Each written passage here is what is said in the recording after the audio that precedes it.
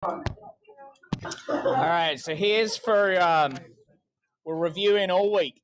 So Friday test has everything put together. So you're just going to graph them. So we're sketching right now.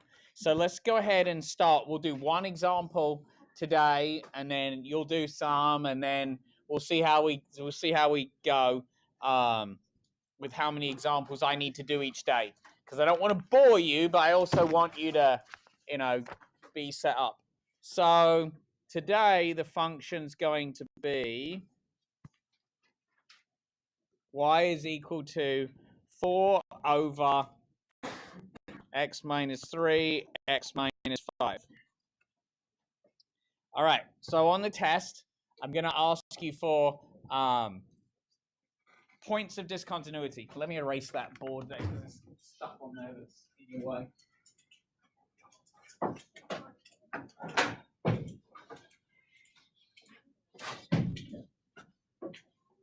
Okay, so I'm going to ask for points of discontinuity. So that means anywhere the curve is not continuous.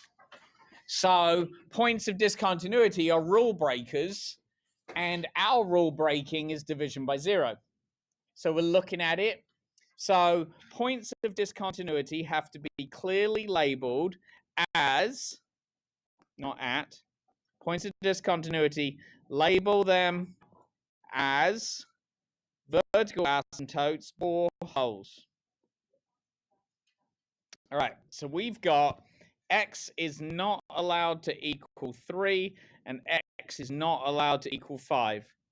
And those points are both x equals 3 and x equals 5 are both vertical asymptotes. So every question is going to be different, and you'll see on your practice today, you might have holes on some of them. One of them, something might have cancelled, something might not. So we can't do every single example because you need to practice. So that's what I'll ask for, points of discontinuity. It'll also ask for horizontal. Let's do it in a different color. Horizontal or slant asymptote. So we know by the nature of top heavy, bottom heavy are equal. And if it's top heavy by 1, it's got a slant. You can't both have a horizontal and a slant. It just can't happen, right? So we're going to go in our case, it's 4 over x squared. It's bottom heavy. So the horizontal asymptote is y equals 0. So that's some good information. Now we'll go and find some other information. So we're going to go in and say, let's go in and find x-intercepts. Okay, now please don't let me insult your intelligence here, right? So remember, we're looking at 4 over x minus 3, x minus 5. Okay, now for me to let you use the calculator on the test, this is what you have to do for me, right? You have to show me, thank you, that the x-intercept is setting the function equal to 0 versus the y-intercept, which will be f of 0. So we'll see that in a minute. But I'm going to be looking for this, and because I've given you a calculator, that's going to be a major component, right? So basically what I'm doing is I'm setting f of x, which is this, equal to 0. So let's see what happens here, right? So one more time, not insulting your intelligence. Most of you probably know the numerator has to be 0 for it to be 0. But if you don't, and you followed algebraic procedure, you would multiply both sides by this denominator. So just help me out and humor me. What is 0 times the denominator going to be? 0. Well done. So that's going to be 4 is equal to 0.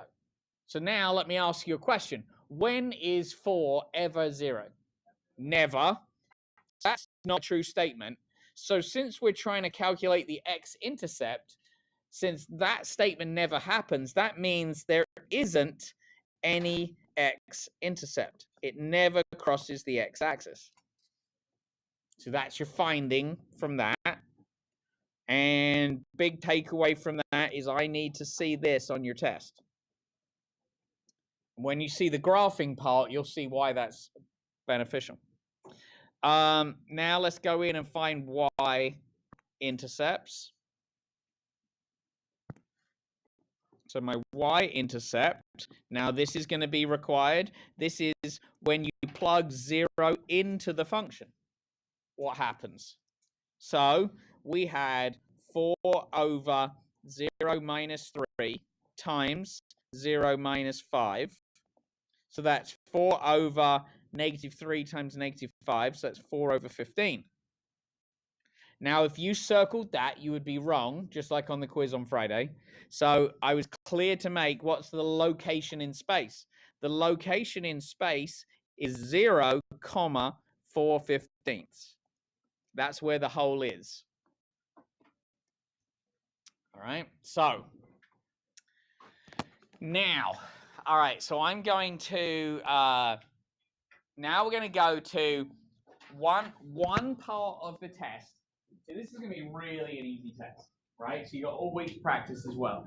And there's not much on it, and we're gonna, we're gonna make it a decent size test for you, right? So you're gonna go out and we're gonna graph all this. So on one sheet of the paper, you're gonna do one problem with all of the stuff, everything on there, graphing it as well. All right. So let's go ahead and look at what you would do to graph that. So I'm going to go ahead and plug this in.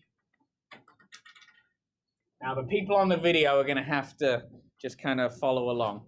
But I'm going over to the computer here. Plug that in. There we go. It's a little bit blue, but all right. So now I've graphed the function. I graphed the original function. And I say that because let's just say you factored wrong, right? So you graph the original. Then I'm going to want to do all the stuff. So let's go ahead and I'll keep moving through the room. So I'm going to go to, well, actually, why don't I do this? Go back to, sorry about this. Let's go back to this. All right. So we're going back to the screen tablet here. So let's go and see what I need. I need a blue pen here. So what did I say? I need to write down my stuff. So I said, am I not blocking you too badly? All right. So I said x is equal to 3 and x is equal to 5 are both vertical asymptotes. This is going to be gone. I won't be able to see it. Y equals 0 is a horizontal asymptote, and I'm labeling it. There's no x-intercept. And we've got a y-intercept 0, 4/15. All right, so let's go and transfer that to the graph. Ready? So here we go. So let's transfer that to the graph.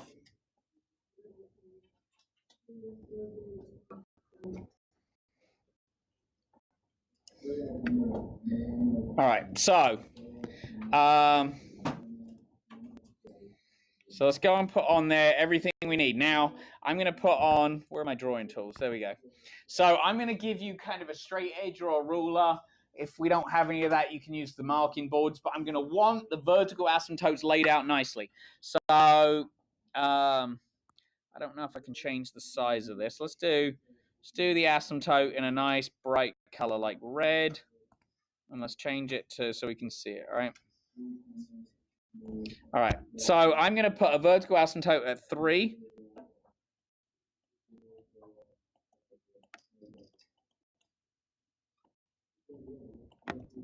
And at 5.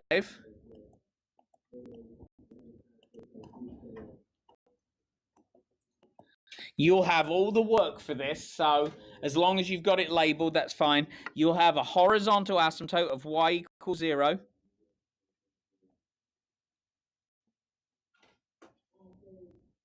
With a pencil, kind of just like heavy dash it so I can clearly see it. Sometimes I like to just go over the ends with the dashes. Oh, it won't let me do it. It won't let me go over the ends here because of the electronic, but But so I would come out here just to exaggerate that, just to make sure I can see it for you, right? Then so I've got a y-intercept of 0.4, so that's 4/15. So that's like down here, right? Anywhere down there below 1 will be fine, right? Now let's talk about this. Now you need your ears perked up right now. Right, so let's talk about this. So this is all the information you have. Now, anyone that's just kind of been alive, we know the overall behavior, the limit of the function, we know it's going to spread out to 0, right? So this has to, there's only one way that this part can be graphed. It has to come from left to right. It has to be horizontal asymptote and then shoots up to vertical asymptote, because this point right here is above the horizontal asymptote, right? So you could do that without any additional information, right? So I can see that. Is everyone good with that? There's no way, you don't need anything, all right? So let's go ahead and sketch that. So I know I'm just going to kind of do a nice, fairly decent sketch. I'm going to, it's getting closer, but as long as I'm trying to not hit it, okay? Now, what I don't know is I don't know what's happening in this zone, because rational functions, you've probably seen enough of them. It could be a little loop down here, could be a little loop up here, or there is a possibility that it slants from one direction to the other. You don't know, right? And it can cross that. It's not a vertical asymptote, it's not a rule breaker, it's an overall behavior. So if it crosses for one blip in time, that's okay, right? So it could do that. So you don't know what it is. So what we would have to do in the old days is we'd have to put in several little points in there. What I'm going to let you do, keep in your calculator, is look at the graph and show me some points. So okay, so here, let's do this. So now I'll flip back here. Probably put in, did I take my,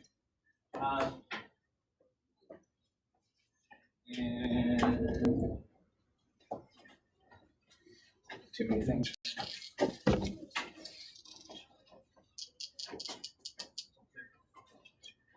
Okay, we're over to the calculator. So you see I've graphed it, right? So I'm going to maximize this window, right? Then I'm going to show you a few keys. I'm definitely going to zoom 6 this. Put it on a standard window. Or I would put it on, if my window were -20 to 20, then I'd put it on that, right? Well, set your window according to what your graph paper is. So now, look, we now know what happened. We now know in the middle, there was this little blip, right? So if this asymptote is 3 and this asymptote is 5, the symmetric properties of this, you would probably guess the top right there happens at 4.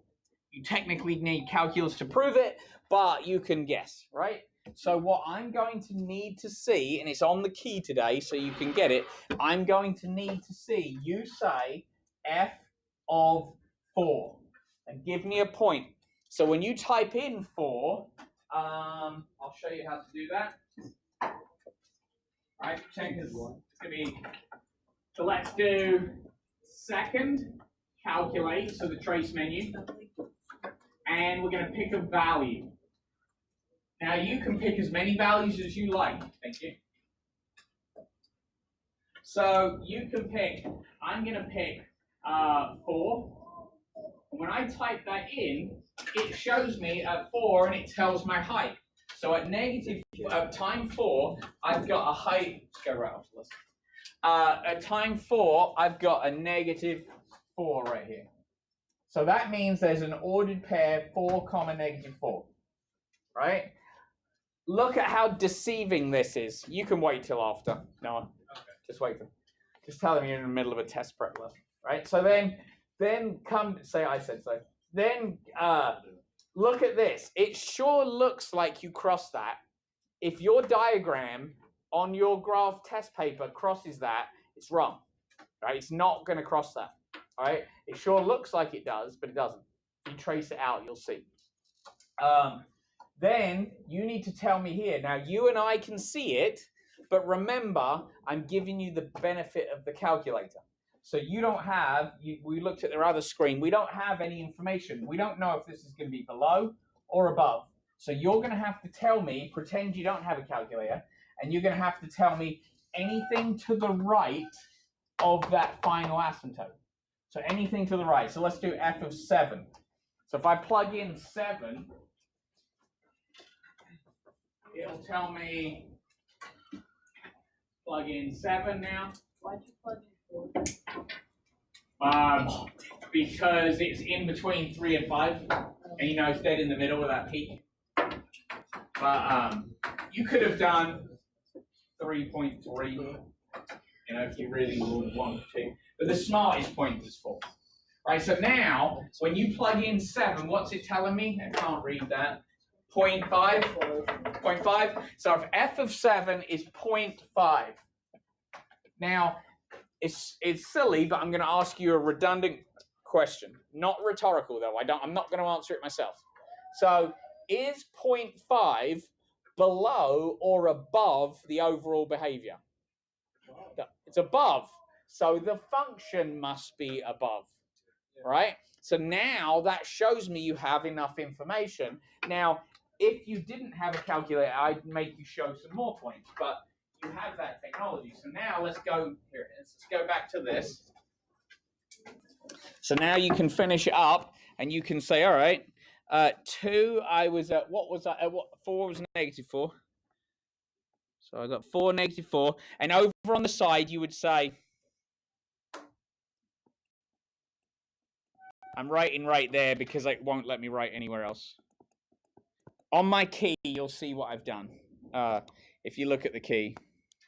So at time 4, it's -4. And then you can sketch the rest of it. Yes, you don't have all the information, but if I made you, you could get it. And then we've done f of 7 was 0.5. So now we've got enough information to say we're above. Now, all of you art people are probably laughing at me because I'm kind of doing this in 2 pieces, but okay, there we go. All right, so now you've got all of your points. You've got an accurate sketch. You gave me justification, how you got those points. You gave me the work, how you got your asymptotes. And they're all going to be different. You'll see them. Some of them got slant asymptotes. Some have got holes and things like that. Okay? So today I'm going to give you a worksheet. And there are going to be 4 problems to do that I expect done today. Because every day is going to be review. So every day it's going to be something different. It'll be a horizontal, slant, something. You've got to run into all these problems before the test. And anyone that's leaving early needs to either take it before or after. And I highly, highly advise before. Right? Taking a test after break won't be good. So, but this is a gimme test. So it's yours to let down, right? So, all right. So I'm going to give that to you. I expect you to get it done. Make sure you snap a picture of the key to know exactly what's expected. Because I'm giving you that calculator, I'm going to need that information. Okay. So I've got to stop the recording and then I'll hand this over. Of a Glockity. Yeah, I got my laptop. You got